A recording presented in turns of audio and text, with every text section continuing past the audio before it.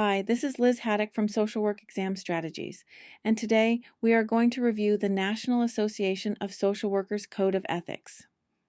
Listen to the recording anytime, anywhere.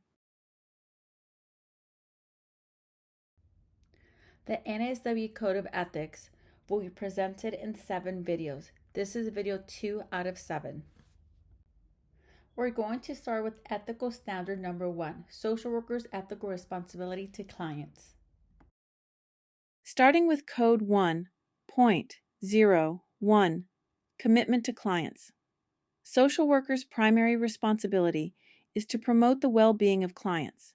In general, clients' interests are primary. However, social workers' responsibility to the larger society or specific legal obligations may, on limited occasions, supersede the loyalty owed clients, and clients should be so advised. Examples include when a social worker is required by law to report that a client has abused a child or has threatened to harm self or others. Code 1.02 Self-determination. Social workers respect and promote the right of clients to self-determination and assist clients in their efforts to identify and clarify their goals. Social workers may limit clients' right to self-determination when, in the social worker's professional judgment, clients' actions or potential actions pose a serious, foreseeable, and imminent risk to themselves or others.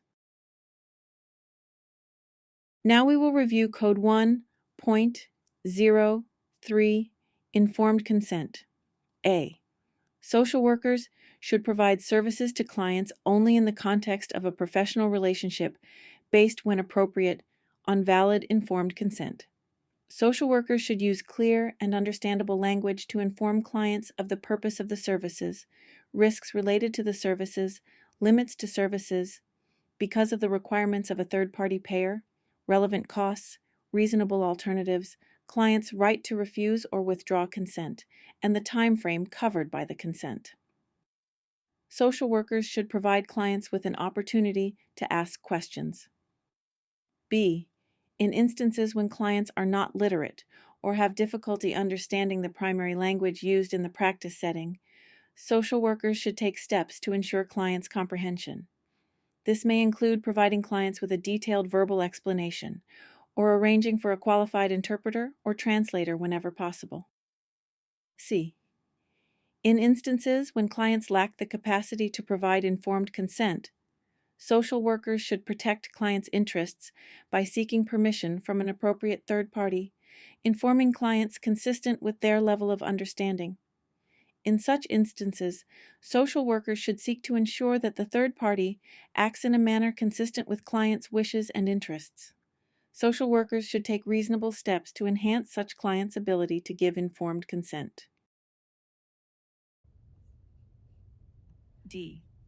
In instances when clients are receiving services involuntarily, social workers should provide information about the nature and extent of services and about the extent of clients' right to refuse service. E. Social workers should discuss with clients the social workers' policies concerning the use of technology in the provision of professional services. F. Social workers who use technology to provide social work services should obtain informed consent from the individuals using these services during the initial screening or interview and prior to initiating services.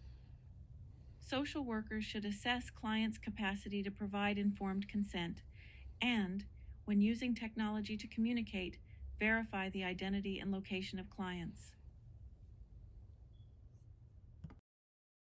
G. Social workers who use technology to provide social work services should assess the client's suitability and capacity for electronic and remote services.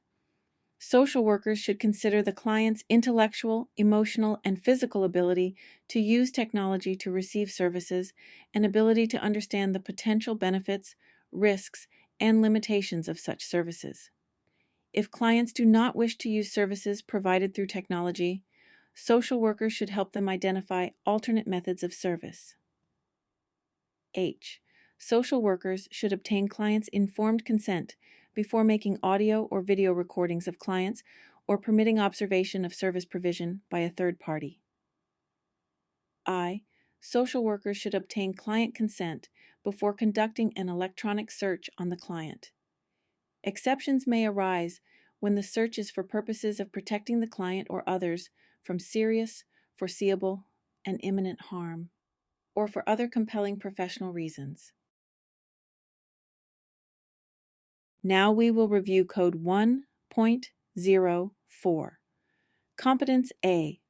Social workers should provide services and represent themselves as competent only within the boundaries of their education, training, license, certification, consultation received, supervised experience, or other relevant professional experience. B.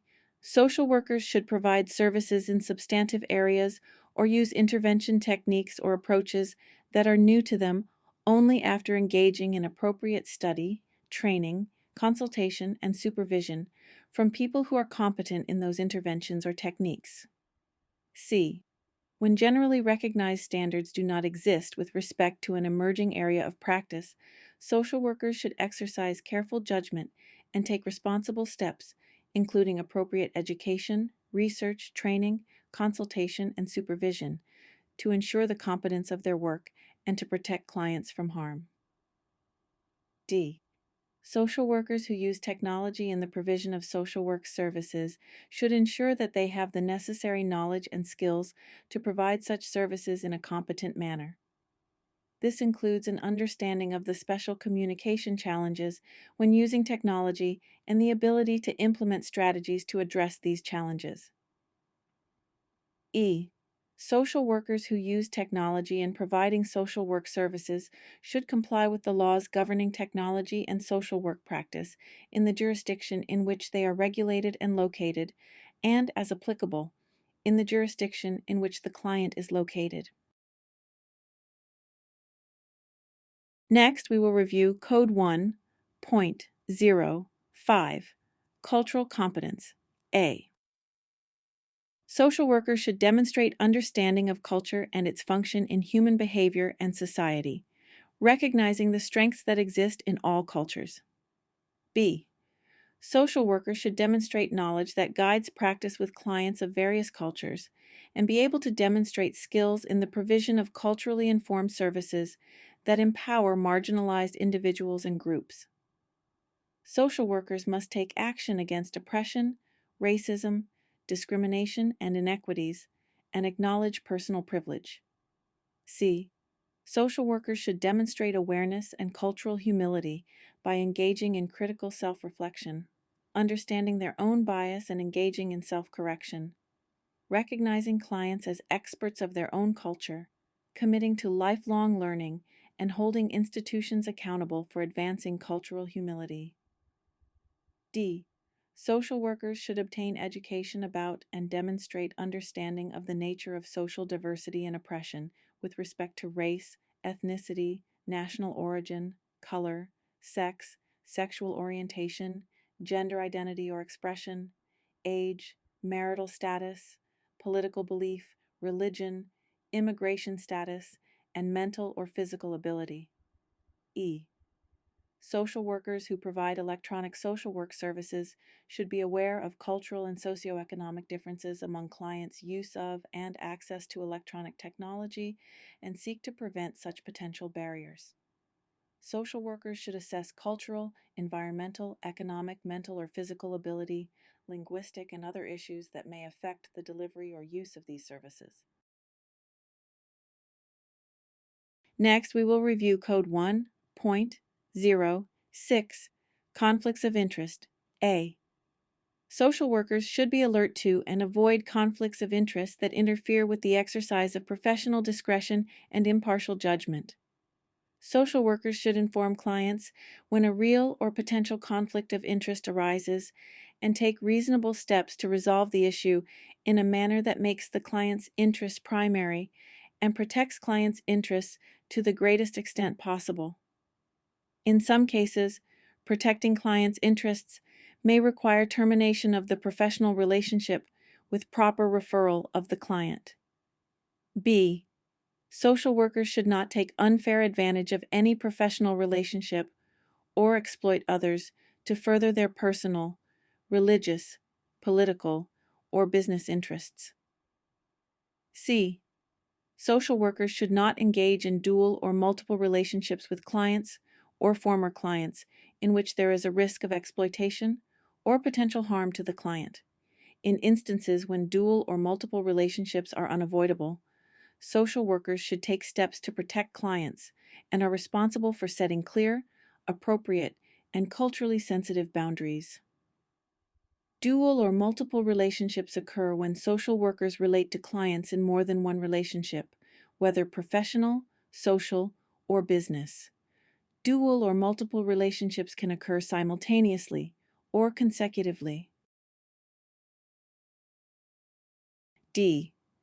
When social workers provide services to two or more people who have a relationship with each other, for example, couples, family members, social workers should clarify with all parties which individuals will be considered clients and the nature of social workers' professional obligations to the various individuals who are receiving services.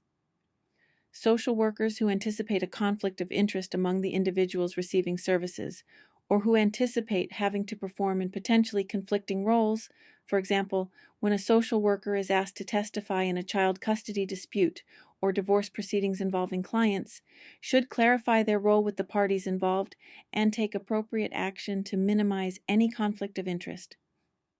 E.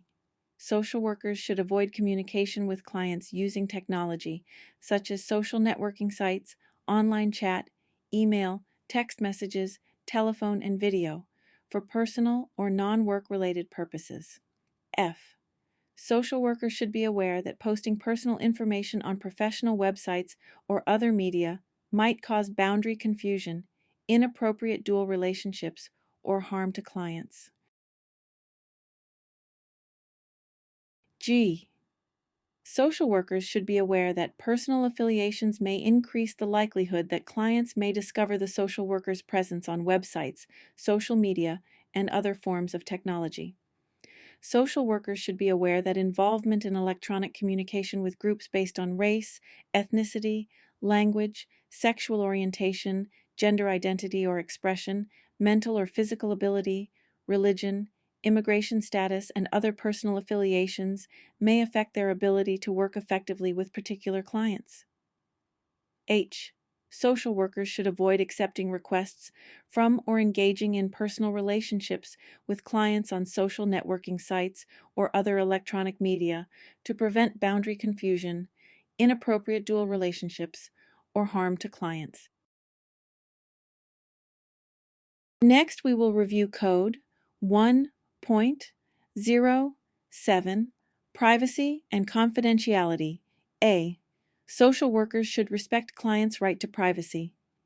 Social workers should not solicit private information from or about clients except for compelling professional reasons. Once private information is shared, standards of confidentiality apply. B. Social workers may disclose confidential information when appropriate with valid consent from a client or a person legally authorized to consent on behalf of a client. C. Social workers should protect the confidentiality of all information obtained in the course of professional service, except for compelling professional reasons. The general expectation that social workers will keep information confidential does not apply when disclosure is necessary to prevent serious, foreseeable, and imminent harm to a client or others. In all instances, social workers should disclose the least amount of confidential information necessary to achieve the desired purpose. Only information that is directly relevant to the purpose for which the disclosure is made should be revealed. D. If social workers plan to disclose confidential information, they should, when feasible and to the extent possible, inform clients about the disclosure and the potential consequences prior to disclosing the information. This applies whether social workers disclose confidential information on the basis of a legal requirement or client consent. E.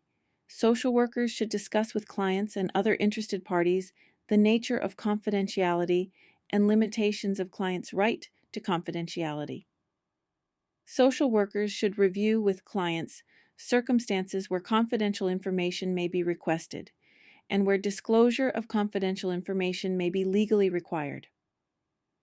This discussion should occur as soon as possible in the social worker-client relationship and as needed throughout the course of the relationship. F.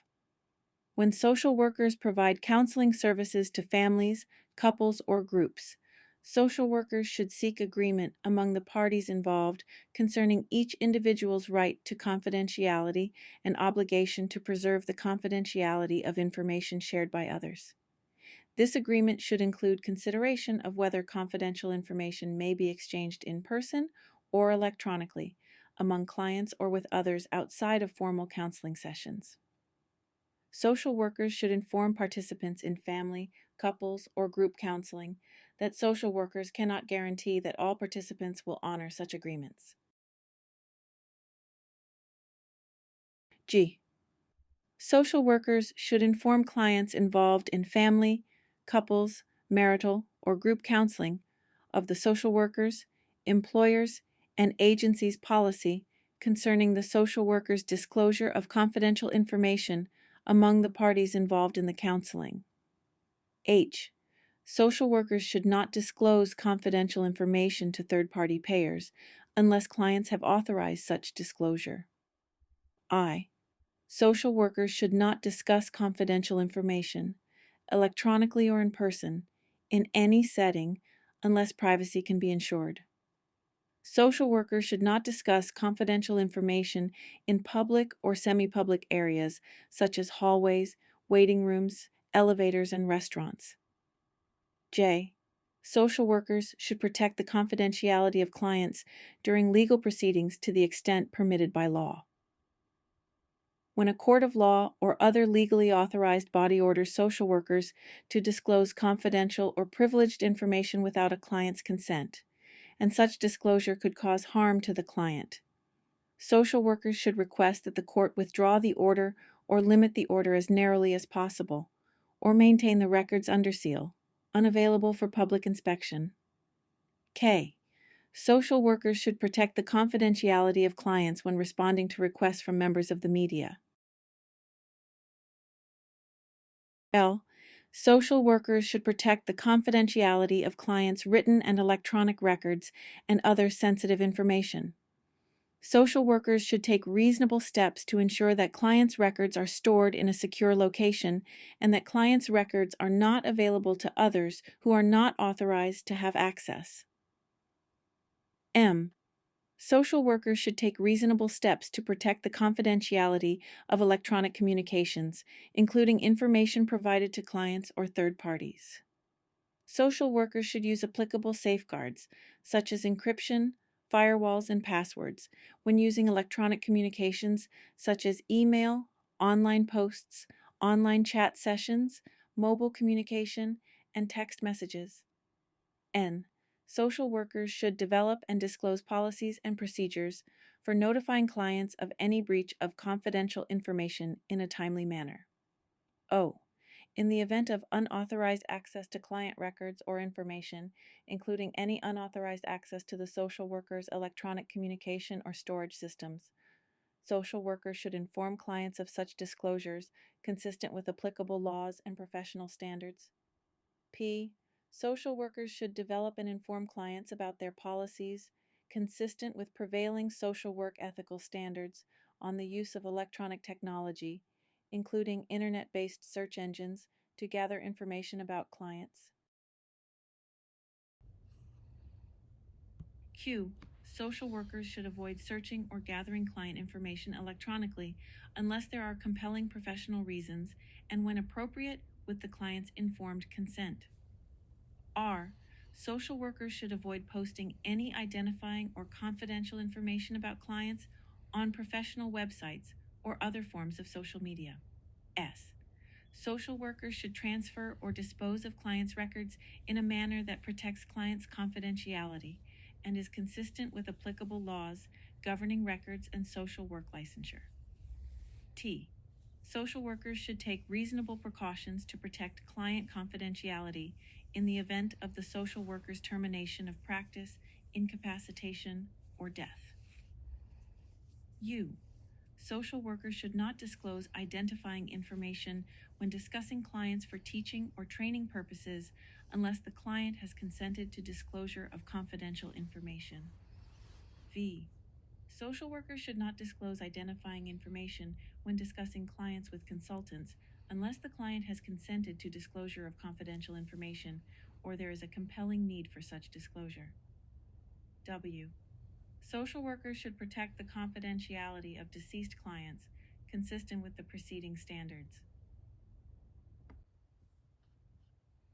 Now we will review Code 1.08, Access to Records, A. Social workers should provide clients with reasonable access to records concerning the client.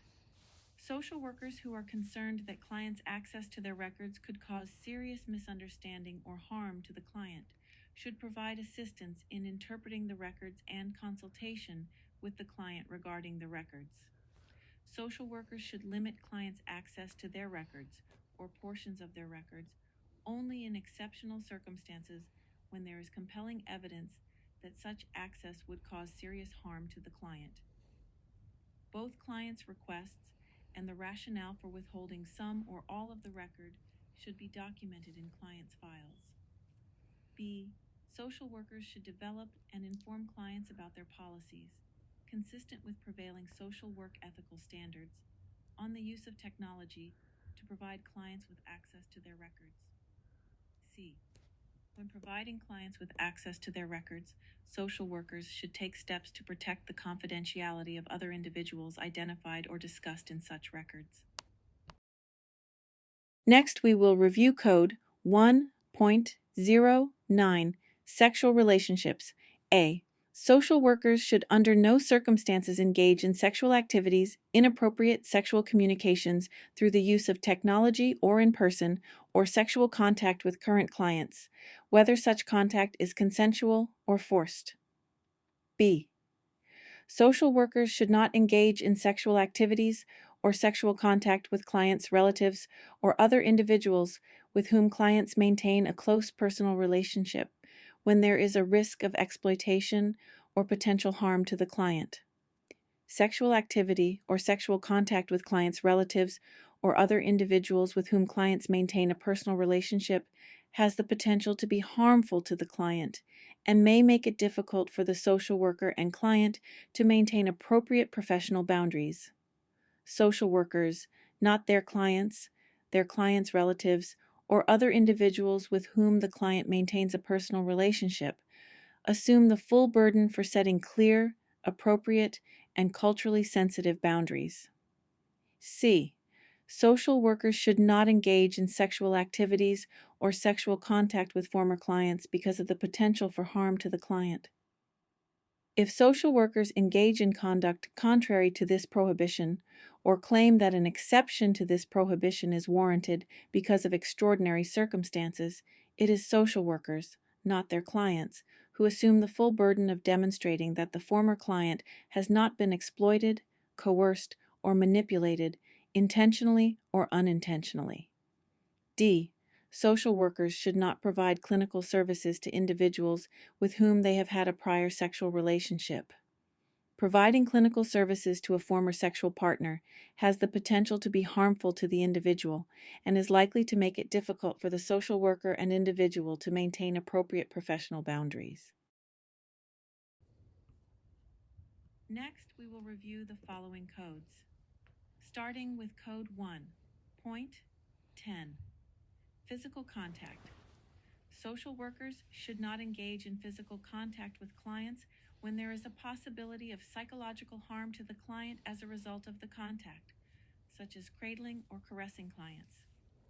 Social workers who engage in appropriate physical contact with clients are responsible for setting clear, appropriate, and culturally sensitive boundaries that govern such physical contact.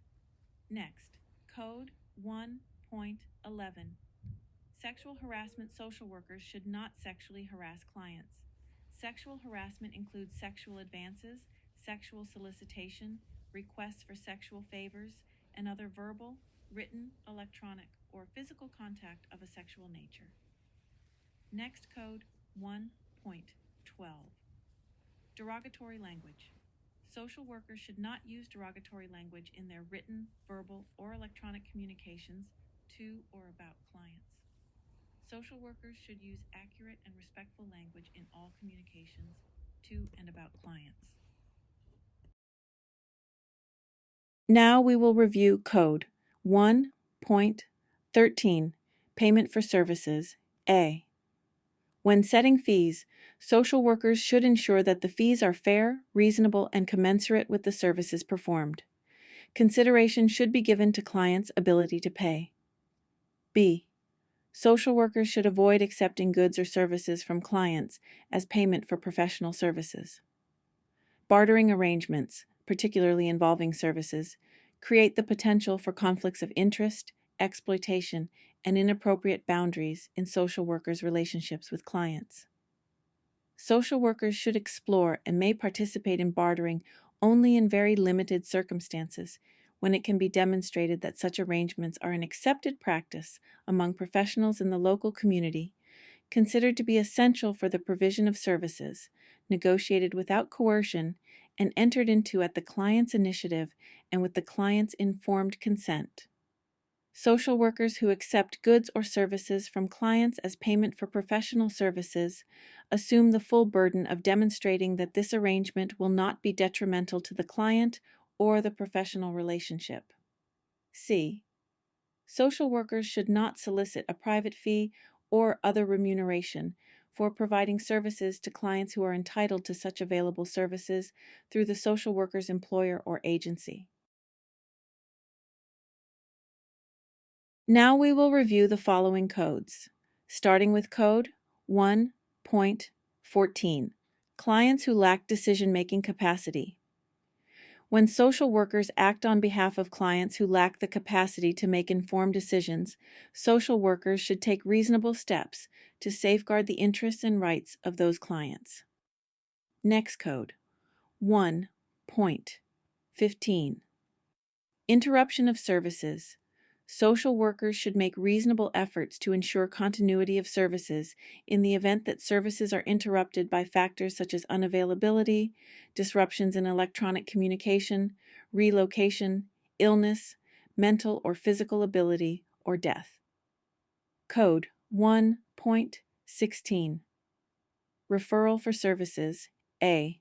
Social workers should refer clients to other professionals when the other professional's specialized knowledge or expertise is needed to serve clients fully, or when social workers believe that they are not being effective or making reasonable progress with clients and that other services are required. B. Social workers who refer clients to other professionals should take appropriate steps to facilitate an orderly transfer of responsibility. Social workers who refer clients to other professionals should disclose, with clients' consent, all pertinent information to the new service providers. C. Social workers are prohibited from giving or receiving payment for a referral when no professional service is provided by the referring social worker. Lastly, we will review Code 1.17, Termination of Services. A. Social workers should terminate services to clients and professional relationships with them when such services and relationships are no longer required or no longer serve the client's needs or interests. B. Social workers should take reasonable steps to avoid abandoning clients who are still in need of services. Social workers should withdraw services precipitously, only under unusual circumstances, giving careful consideration to all factors in the situation and taking care to minimize possible adverse effects. Social workers should assist in making appropriate arrangements for continuation of services when necessary. C. Social workers in fee-for-service settings may terminate services to clients who are not paying an overdue balance if the financial contractual arrangements have been made clear to the client, if the client does not pose an imminent danger to self or others, and if the clinical and other consequences of the current non-payment have been addressed and discussed with the client. D. Social workers should not terminate services to pursue a social, financial, or sexual relationship with a client. E. Social workers who anticipate the termination or interruption of services to clients should notify clients promptly and seek the transfer, referral, or continuation of services in relation to the client's needs and preferences. F. Social workers who are leaving an employment setting should inform clients of appropriate options for the continuation of services and of the benefits and risks of the options. The review of the ASWB Code of Ethics, Ethical Standard Number 1, Social Workers' Responsibility to Clients, is now completed. The video is the second in a series of 7. In the next video, we will be discussing social workers' ethical responsibility to colleagues.